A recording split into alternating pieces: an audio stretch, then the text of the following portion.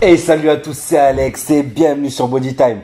Aujourd'hui, je vais vous expliquer le meilleur moment pour s'entraîner en musculation.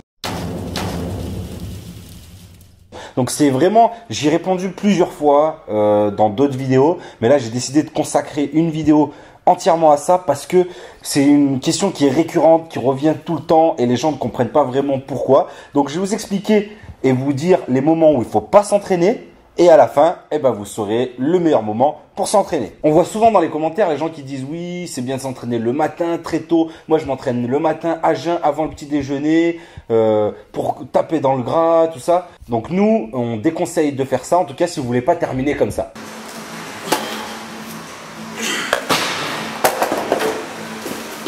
Donc voilà, en effet, vous voyez que le fait de s'entraîner à jeun, ça rend très faible et vous risquez l'hypoglycémie. Donc je pense que c'est pas vraiment rentable. Ensuite, il y a des gens qui pensent que c'est bien de s'entraîner tout de suite après manger pour éliminer un petit peu les calories qui viennent de manger. Donc ça marche pas comme ça. Déjà, le fait de digérer, ça va vous faire consommer de l'énergie. Vous allez être moins performant à l'entraînement. Vous allez être plus fatigué parce que vous êtes en digestion et moins concentré. Et ça peut donner justement ça.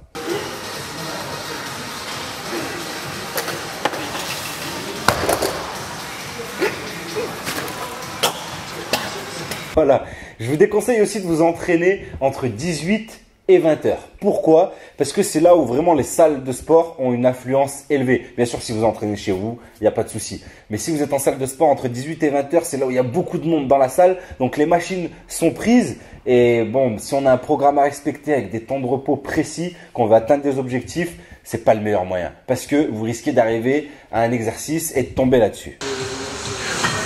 Non, faut prendre un ticket là-bas, il y a 7 personnes avant toi.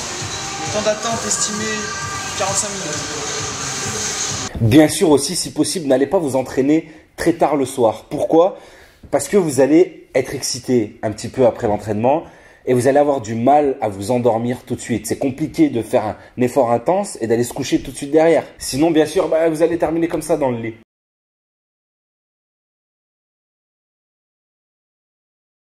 Et bien sûr, maintenant qu'on a vu les moments auxquels il fallait éviter de s'entraîner, je vais vous dire que pour moi, selon moi, en tout cas, le meilleur moment pour s'entraîner, c'est environ 1h30, 2h après un repas pour ne pas être trop ballonné, pour ne plus être en digestion.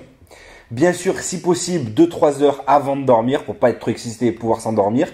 Et le top du top, c'est de s'entraîner juste avant un repas. Pourquoi? Parce que vous allez ouvrir une fenêtre métabolique. Donc, pour faire très simple, vous allez gagner plus de muscles et perdre plus de gras. Que ce soit pour les hommes ou pour les femmes, c'est exactement la même chose. Le meilleur moment, c'est juste avant un repas. Donc vous vous entraînez, vous mangez tout de suite derrière et vous êtes bien.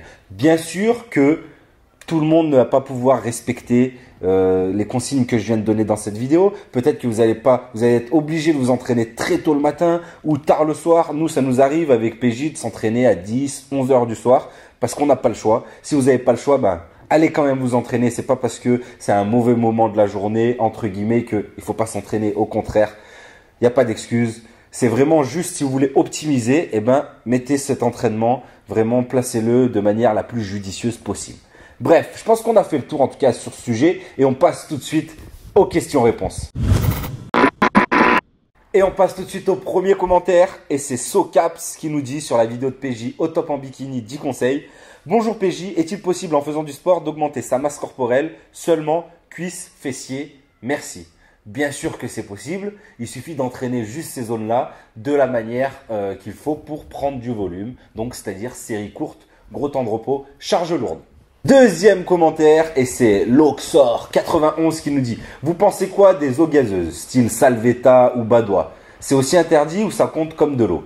De l'eau gazeuse, ça compte comme de l'eau, donc tu peux y aller à volonté, il n'y a pas de souci, c'est pas calorique. En tout cas, si tu parles dans un objectif de perte de gras ou de sécher, bien sûr que tu peux boire de l'eau gazeuse, et il y a des eaux gazeuses qui sont très riches.